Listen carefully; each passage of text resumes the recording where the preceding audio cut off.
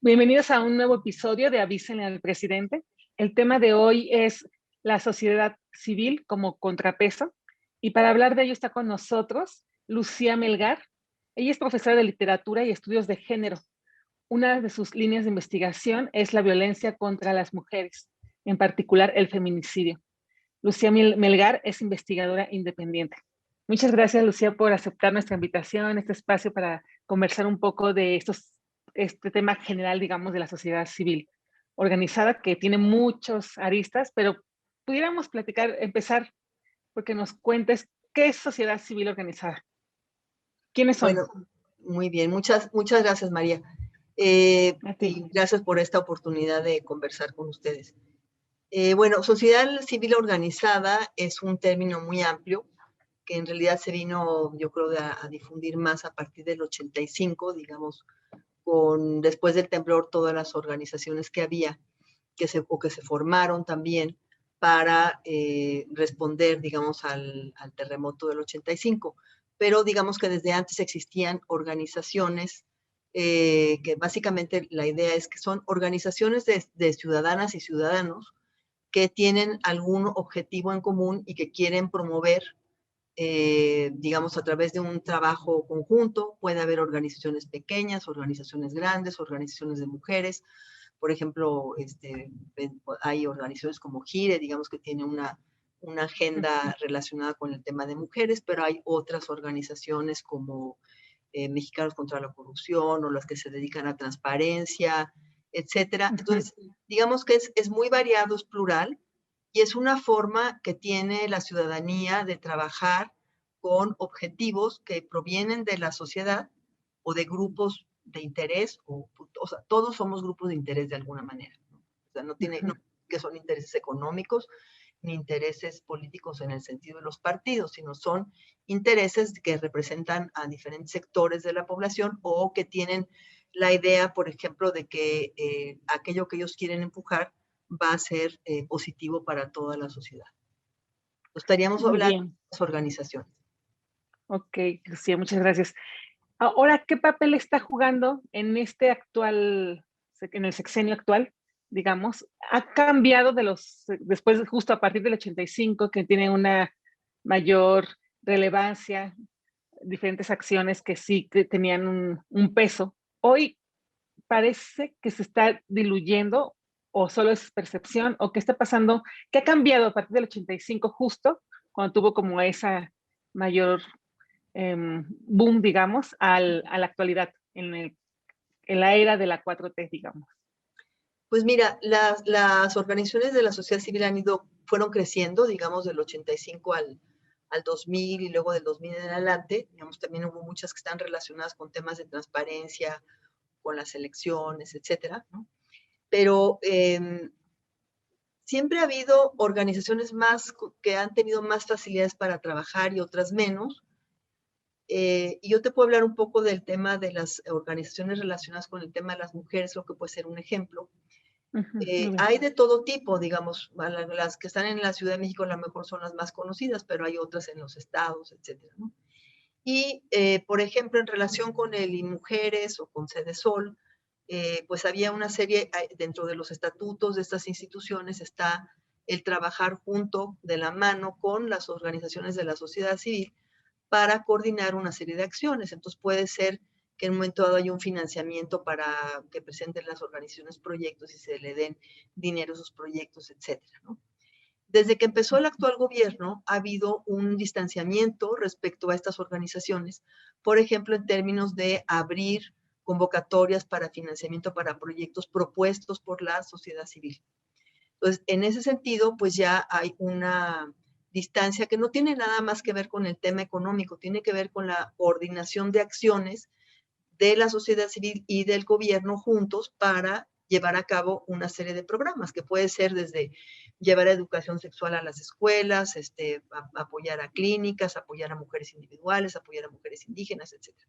Entonces, el ejemplo que te estoy dando simplemente es un pequeño sector, pero digamos que hay un problema desde que entró este gobierno, porque han visto, yo creo, a la mayoría, o no sé si a todas, de las organizaciones de la sociedad civil, como hostiles o como adversarias del gobierno, en vez de verlas como una posible red de apoyo que ya existía, porque estas organizaciones trabajan con comunidades, por ejemplo, y desafortunadamente, pues esta, no sé, suspicacia se está convirtiendo en hostilidad hacia estas organizaciones. O sea, ya no nada más es el tema de que a muchas se les acusó de corrupción o sin probarlo, ¿no?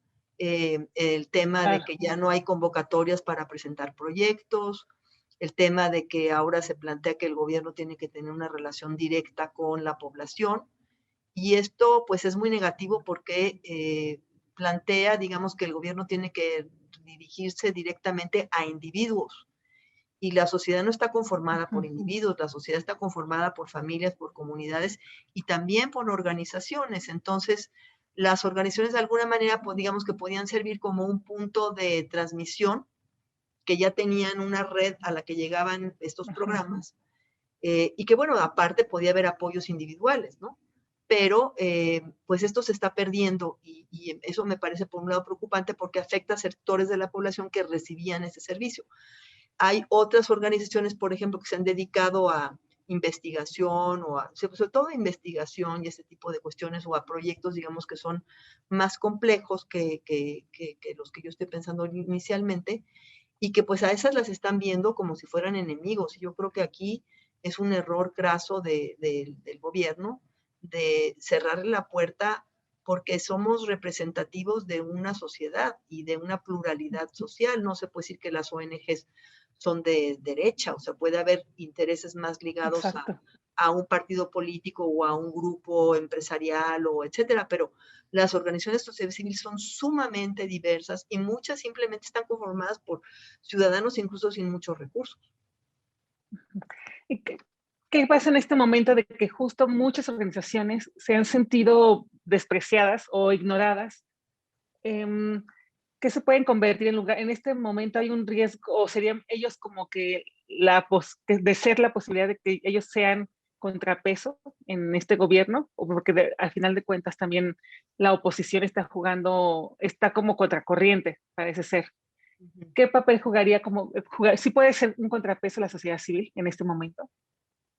Pues mira, yo creo que sí. Está difícil la situación y creo que por eso mismo, bueno, primero hablemos de cuál es el problema principal.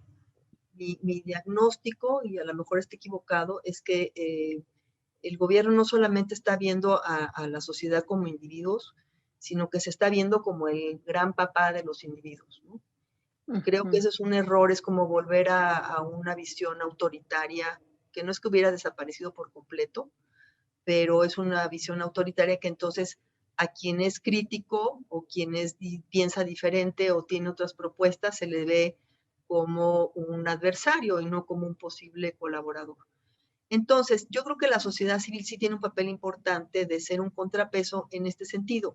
Si tienes un gobierno que hace un 40% o más de contratos por adjudicación directa y tienes unas organizaciones que están dedicadas a la transparencia, esas organizaciones van a ser contrapeso para pedir que sí haya transparencia en los contratos, ¿no?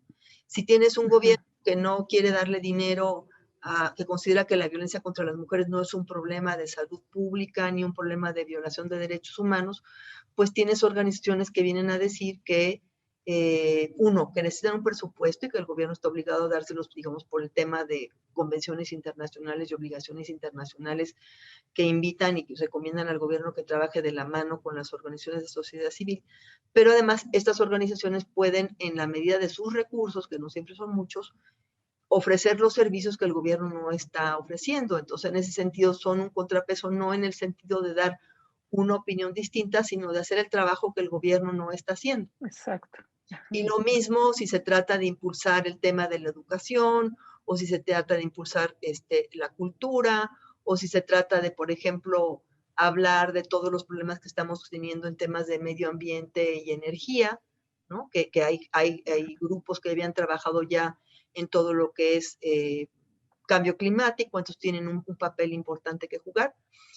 Te digo, estamos trabajando, y me incluyo porque yo no estoy en un grupo organizado, digamos, formal, pero sí en grupos informales, es como trabajar a contracorriente, ¿no? Porque Claro, en vez de que se dé una sinergia, como les gusta decir, es como ir tratando por un lado de no perder piso, de no caer tampoco en el ojo del huracán de los ataques claro. y de tratar de seguir haciendo un trabajo que es necesario.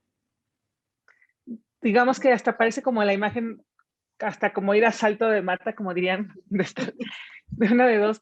Pero, por ejemplo, a ver, algunos ejemplos de los temas que la sociedad civil toma como bandera, que en este caso puede ser justo los migrantes, el campo, el tema de, pues, niños con cáncer también, los papás, ¿no? Se van integrando.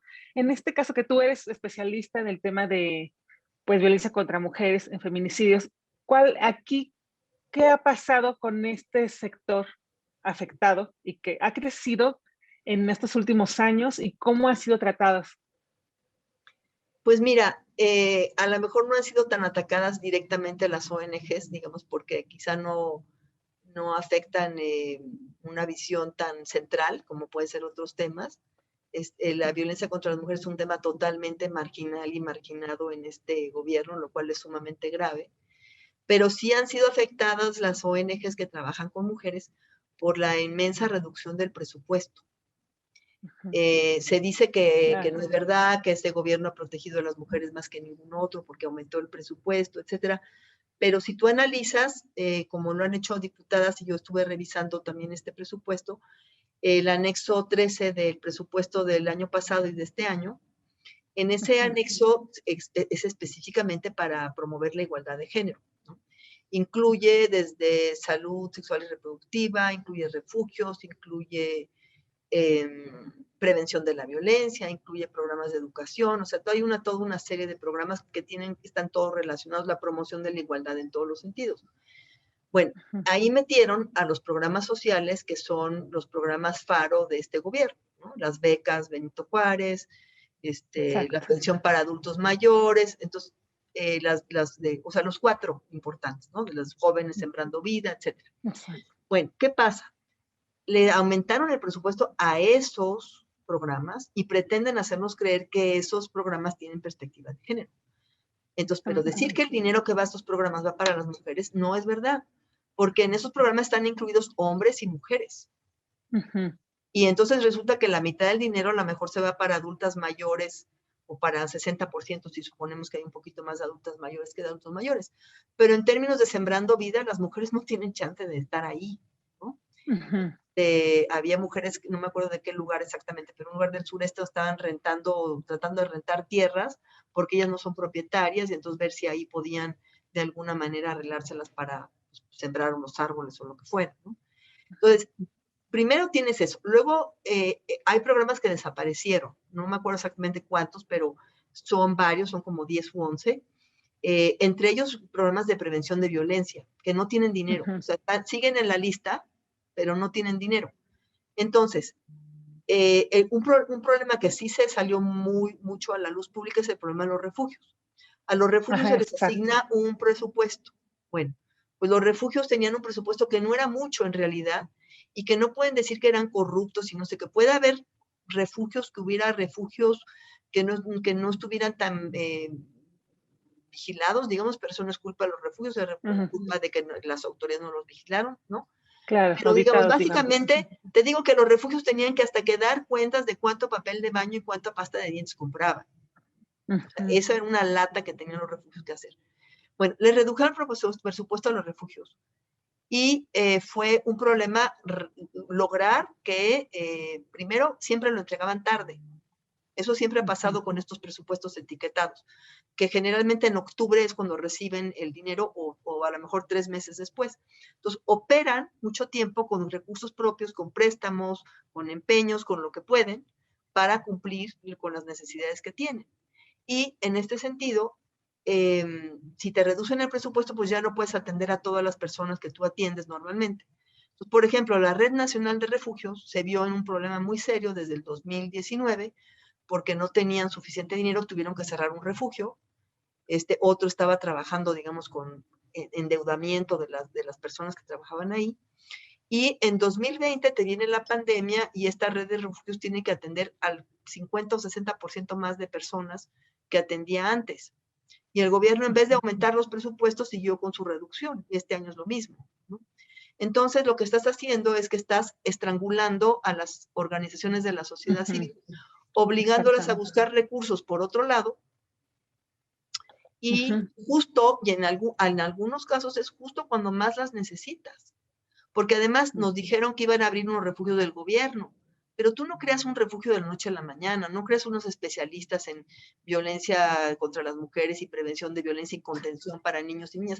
Los refugios atienden también a niños y niñas, les dan apoyo psicológico, les dan apoyo legal a las mujeres, les ayudan a encontrar trabajo, en algunos les enseñan a hacer cosas para que puedan ganarse la vida. O sea, no es simplemente una casa de atención donde tú metes a la gente y ya, ¿entiendes? Claro. Tienes que tener gente capacitada para estar ahí. No son cosas que se improvisan. ¿Qué pasa con...? Bueno, sí, continúa. Bueno, adelante. ¿Qué pasa justo con este discurso?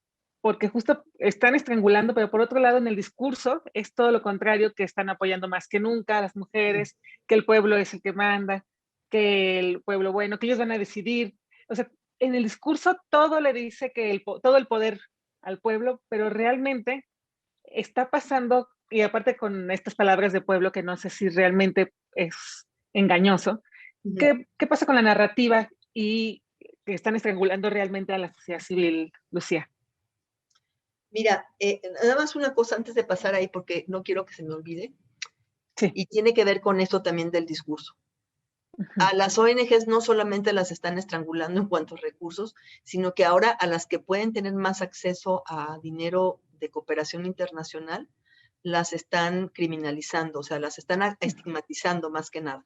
Y eso es muy grave porque si tú le quitas el dinero a las ONGs y luego dices que si reciben dinero de la cooperación de Estados Unidos o de Alemania o de donde sea, que es algo reconocido internacionalmente y que además puedo decir que la rendición de cuentas para, por ejemplo, cooperación alemana o cooperación canadiense es terrible, tienes que dar cuenta de miles y miles y miles de cosas, ¿no? No es cualquier... Necesitas alguien especializado para llenar esos formularios. Entonces es muy difícil que el dinero se pierda y que lo gastes para tus chicles o cosas por el estilo, ¿no? Sí. Entonces es grave eso, ¿por qué? Porque si encima estigmatizas a la sociedad civil, va a llegar un momento donde vas a decir pues, que esa sociedad civil sus actividades son ilegales, ¿no? O que sus actividades son nocivas para el país o cosas por el estilo. Y esto tiene que ver con tu pregunta, porque tenemos un gobierno que, bueno, se dice de izquierda, yo sinceramente no pienso que sea de izquierda, pienso que es un gobierno muy conservador en relación con las mujeres y la diversidad, muy claramente, pero en particular con las mujeres. Pero este discurso del pueblo, yo creo que es un discurso que tiene una mezcla de cuestiones. Es el tema del nacionalismo, ¿no? De la nación y todos somos un mismo pueblo, territorio, lengua, o sea, no más falta que nos digan lo de la lengua, pero no pueden, ¿no? Porque si no se pierden su otro referente que es el indigenismo, malentendido a mi entender. También. Pero digamos, el gobierno se está erigiendo como representante del pueblo. Entonces, por eso comparé también con el papá, yo soy un buen padre y sé lo que es mejor para mis hijos. Yo digo, pues hagan lo que quieran, pero yo soy un buen padre. O sea, este paternalismo que tiene que ver con el patriarcado y que tiene que ver con el poder, ¿no? Un poder vertical. Estoy hablando de una familia autoritaria, ¿no? Este discurso del pueblo es muy engañoso porque, primero, es crear una unidad que no existe. O sea, la sociedad mexicana es muy diversa. Como decía Juan Rulfo, somos muchos Méxicos, y todos esos Méxicos son de todo tipo, ¿no? Piensan de muy diferentes formas, tienen maneras de vivir diferentes, unas son más conservadoras, otras son más liberales, etcétera, ¿no? Entonces, sí creo que es un discurso... Claro, y sus realidades también. Claro, las realidades son muy diferentes también, o sea, y no necesariamente todos, nada más es una cuestión de que se está planteando ahorita también y me parece muy patético, de privilegiados y explotados, o sea, eso no es verdad, hay México en América Latina es de los países que tiene más clase media y más diversidad de clase media todavía, ¿no? Entonces sí, desafortunadamente tenemos a la mitad de la población en la miseria y es una desgracia, y es algo que tenemos que resolver. Y sí hay muy pocas familias que tienen muchísimo dinero, pero hay toda una capas intermedias, ¿no? Que no son homogéneas, entonces no somos un pueblo, somos una sociedad. Yo hablo de sociedad y de ciudadanía, porque primero también el pueblo es como si fuera este ente que va a despertar a la voz del amo, ¿no? Es como un ente pasivo. Digo, luego es el pueblo en marcha, pero ahorita estamos como en el ente pasivo que está recibiendo, al que el gobierno escuchó y que entonces va a recibir las dádivas del gobierno, porque eso que te dije antes de que están dando el dinero a individuos, es parte de este mismo discurso. Yo les doy dinero al pueblo bueno. Claro, y directamente en la mano, casi, ¿no? Directamente en la mano, exacto, pero te voy a decir una cosa, al pueblo, o sea, a lo que ellos consideran pueblo, porque el pueblo bueno es uno y el pueblo malo es otro, ¿no? Desafortunadamente tampoco le hacen bien a las personas que necesitan más los recursos. ¿Por qué? Porque, por ejemplo, cuando cerraron las estancias infantiles, que no fueron una dádiva así nada más porque sí, por una ocurrencia de Calderón, fue una demanda de las mujeres para promover la igualdad y para que las madres trabajadoras tuvieran más posibilidades de ir a trabajar, ¿no? En vez de dejar a sus hijos amarrados a una cama, que yo te puse que yo entrevisté a una señora que dejaba a sus hijos amarrados a una cama, ¿no? Mientras ella se iba a trabajar, porque no tenía otra manera de dejar a sus hijos. Pero creo que pasa mucho, ¿no? Pasó en su momento. Son cosas espantosas, ¿no? Sí. Pues tenía una estancia donde iba a dejar a su hijo, que el gobierno pagaba ni mucho dinero, tampoco 950 pesos por cada niño. Ahora a esa señora le dan, ponte que los 950 pesos por cada niño. La señora, de todas maneras, no necesariamente va a encontrar a alguien que cuide a sus hijos, pero además no necesariamente va a tener manera de que les den bien de comer, de que les enseñen algo, de que actúen bien con ellos y de que le den lo que una estancia le podía dar y sobre todo que les den socialización con otros niños. Claro. Entonces, darle el dinero directo a estas personas no les ayuda más que dejarles la estructura que ellas tenían y que les beneficiaba, porque además las vuelves dependientes también de ese dinero. Recurso, ajá. Y de un recurso que no les alcanza. Si tú me dijeras, ni siquiera estamos hablando de miles de pesos, no es un sueldo. Es un pago simbólico. Claro. Y que a la larga va a salir mucho más caro en sociedad, digamos, también, una sociedad que se está, de por sí ya estamos divididas, que se está desperdigando, que la familia no puede estar igual unida o por lo menos como tener un lugar de atención que no existe hoy. Que otra vez estamos regresando pasos hacia atrás. Parece ser, digo, tampoco nunca hemos estado súper bien, no. Pero es evidente que estamos hacia atrás, creo. Sí, yo te puedo decir que por ejemplo, en el caso del sexenio anterior, pues sí había quejas, ¿no? De una serie de problemas. Tampoco daban suficiente dinero para la violencia contra las mujeres ni para la prevención de violencia. Mucho era discurso, ¿no? El INMujeres se le criticó 1000 veces por su discurso, a CONAVIM que no hacía nada, las alertas de violencia de género que no supervisaban, todo esto. Pero no había yo creo que tenían más conciencia de que no podían seguir dejando que la gente siguiera empobreciéndose y tenían más conciencia de cómo se promueve la igualdad de género. Y aquí, no, o sea, está el discurso, pero no está el interés por promover la igualdad de género. Y en ese sentido, hablar de pueblo también forma parte de esta visión tradicional de las mujeres. Si tú piensas en los discursos que hablan del pueblo, cuando han hablado del pueblo, pues son gobiernos autoritarios que ven al pueblo, digo, como un ente único, pero además el pueblo en armas son los hombres. Siempre ha sido eso, y esos son los que se exaltan. Y las otras son las mujeres que se deben quedar en su casa a cuidar a sus hijos. Y el discurso presidencial ha también estado promoviendo eso, ¿no? La idea de los valores, de la familia fraternal, todo esto que nos han dicho va junto con este discurso de pueblo. Entonces es un discurso muy tradicional, donde las mujeres están invisibilizadas y donde la idea es que las mujeres, el mejor lugar para las mujeres es en su casa cuidando a sus hijos. Que choca con la imagen de disqueparidad, que por otro lado existe, que fue un logro de las mujeres, ¿no? Que no le costó nada a Peña Nieto decir, bueno, si quieren 40%, pues ¿por qué no 50%? De una vez tengan 50% y ya tenemos paridad, ¿no? Porque, ¿qué le costaba? Nada, al señor le daba lo mismo. O sea, yo no digo que fuera un paladín de la igualdad de género, ni mucho menos. Porque finalmente, si no cambias desde abajo todo y si no cambias el rol de las mujeres en toda la sociedad y si no le das oportunidades a las mujeres con menos recursos y más vulnerables para poder salir adelante y educarse más, pues da igual que arriba haya 50% y 50%. Claro. Ajá, sí, sí, sí. Y además el problema, creo, uno de tantos es, como dices, un gobierno paternalista, pero no nada más paternalista de que yo te protejo, sino que el papá, este macho, que yo solo es el que sabe, yo soy el que mando, yo te doy para que tú me sigas sirviendo siempre. O sea, con ese sentido podría parecer. ¿Tú qué crees que está pasando? Que digamos que es con cierta alevosía o es incapacidad, es ignorancia. ¿Qué le dirías, qué le tendríamos que avisar al presidente de esto que está pasando ante la sociedad civil? Pues mira, si yo pues, no creo que nos escuchara, pero Exacto.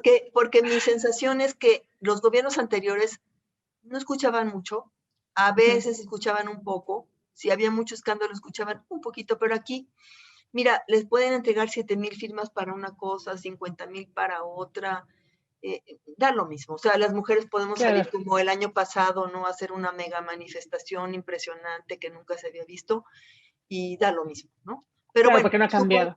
suponiendo que escuchara algo, yo le diría que seguir polarizando a la sociedad como se está haciendo y seguir invisibilizando a las mujeres y seguir minimizando el problema de la violencia contra las mujeres y de las desigualdades tan fuertes que hay, es agravar los problemas del país. Es, Ujú. por un lado, un discurso, no digamos mentiroso, un discurso que no corresponde con la realidad y que parte de un mal diagnóstico de la realidad en cuanto a las necesidades reales de las personas, a la larga va a fracasar. Ujú. Pero además, lo más grave, digamos que el discurso puede seguir polarizando, lo que puede provocar es violencia, la violencia va a empobrecernos más a todos, Ujú. pero sobre todo creo que le podemos señalar que desperdiciar la cooperación de la sociedad civil es desperdiciar los esfuerzos de muchas personas y que no estoy hablando nada más, digamos, de mexicanos contra la corrupción o de fundar o de eso. Estoy hablando de las camis en las zonas indígenas, o sea, de las casas de la mujer indígena. Estoy Sí. hablando de refugio para mujeres indígenas que hay en Puebla, en la zona indígena, que es el primer refugio que se creó hace 30 años y que estuvo Ujú. a punto de quebrar el año pasado y de cerrar. Estás Ujú. desperdiciando el trabajo de muchas gentes de todos los niveles de este país, de todos los niveles sociales, con todo tipo de conocimientos, que con mucho esfuerzo y mucho tiempo y muchas veces muy pocos recursos han trabajado para crear instituciones de distintos tamaños o redes de distintos tamaños para ir resolviendo problemas que el gobierno solo no puede resolver y que Ujú. individuos autónomos, separados, tampoco podemos resolver. Si no ponemos juntas todas estas capacidades que tenemos, los problemas no se resuelven porque una persona sola no puede a lo mejor irse a comprar su mandado ese día, pero Claro. no va a poder hacer por su mandado y educar a su hija y trabajar y poder soñar y poder salir adelante, porque la vida no es nada más sobrevivencia, tenemos que darle a todas las personas en este país la posibilidad de Opciones. crecer y de lograr los sueños que tienen. Todos tienen, aunque sea un sueño mínimo, aunque sea una aspiración mínima, aunque sea descansar, como dijeron las mujeres indígenas en 1994. Y tenemos que respetar eso. Entonces, dejar a cada quien a ver cómo le va, porque el gobierno le dio un dinero, ¿no? O romper las redes que ya existen, o hacer que se vayan muriendo de hambre, es decir, que por falta de recursos desaparezcan los refugios o desaparezcan otro tipo de cooperativas o de cosas que existen, es tirar a la basura el trabajo de muchos años y no va a resolver los problemas del país, ni va a fortalecer al gobierno, porque el gobierno puede ser muy autoritario. El gobierno, Ujú. como estamos viendo en Colombia, está aventándole a la policía como Exacto. ejército a la gente a la calle, pero eso solamente va a empobrecer más al país. va a ampliar más los problemas, no va a mejorar la calidad del gobierno. O sea, aquí está la advertencia, Lucía. Y por último, preguntarte, ¿cómo se puede ahora más bien incidir, ahora sí en este sentido, pues a toda la sociedad civil organizada, que a pesar de estas circunstancias quiere hacer algo? ¿Cómo puede seguir ante esto para que pues tenga una vida más digna y que se muestre su rol, ¿no? Pues mira, Y que no yo creo se que decepcione. hasta ahora, bueno, pues los refugios siguen trabajando, las mujeres que trabajan con mujeres indígenas siguen trabajando, con menos recursos, ¿no? O sea, hay más problemas y menos recursos, entonces va a llegar a menos gente. Pero yo creo que esto, digamos, por un lado, ha llevado a algunas organizaciones, pues, a buscar fondos por otros lados, a buscar más voluntarios también, ¿no? Como que a hacer más eficientes sus recursos. Y luego creo que también un papel importante de la sociedad civil, que quizá no mencioné antes, también es difundir la información que tienen. Entonces creo que en este momento, si no pueden hacer tantos proyectos y programas, sí tienen la posibilidad de difundir, y es muy importante que encuentren los medios adecuados para difundir a todos los sectores de la sociedad los conocimientos y los mensajes. Porque, por ejemplo, hay organizaciones que son muy especializadas y publican sus reportes y sus informes, ¿no? Yo creo que una forma de tener más repercusión, y que sería muy importante ahora, y algunos grupos lo están haciendo, es hacer la información más asequible, ¿no? A través de podcast o de mini videos, desde todo este tipo de cosas. Hay que pensar que esa información especializada, que a lo mejor antes incidía en el ministro o el diputado o la diputada, etcétera, ahora puede incidir en el ciudadano común y corriente que está junto a ti, ¿no? En alguien que vive en otro lado del país, y que gracias a la tecnología se pueden enterar, pero hay que explicarle de todas las maneras, de la manera especializada y de la manera más sencilla, porque no tiene por qué ver ningún tema que no se pueda entender. Pues creo que ese sería un trabajo importante de la sociedad civil en estas circunstancias en que estamos viviendo. Pues muchas gracias, Lucía. Antes de terminar, ¿tú quieres dar algún otro comentario, una conclusión? No, yo creo que estamos en un momento muy decisivo ante estas elecciones, que el panorama está muy complicado, y que espero que precisamente como sociedad plural demostremos o podamos mostrar esa pluralidad en las urnas, y que se respete esta voluntad de la ciudadanía, que creo que es muy importante. O sea, creo que muchas veces las elecciones de diputados no son importantes, creo que estas son muy, muy importantes. Pues muchas gracias, Lucía. Yo quiero reiterar, justo retomar tu llamado al final, de que lo importante de no tirar a la basura lo más importante que tiene este país, que son las personas, que son las y los mexicanos. Y pues nos escuchamos aquí por Spotify y también por YouTube. Y yo soy María Yáñez y estuvo con nosotros Lucía Melgar. Muchas gracias por estar con nosotros y nos vemos pronto en otro Al episodio. contrario, Ojalá. muchísimas gracias, Te María. agradezco mucho. Muchas gracias al equipo también. Gracias. Gracias.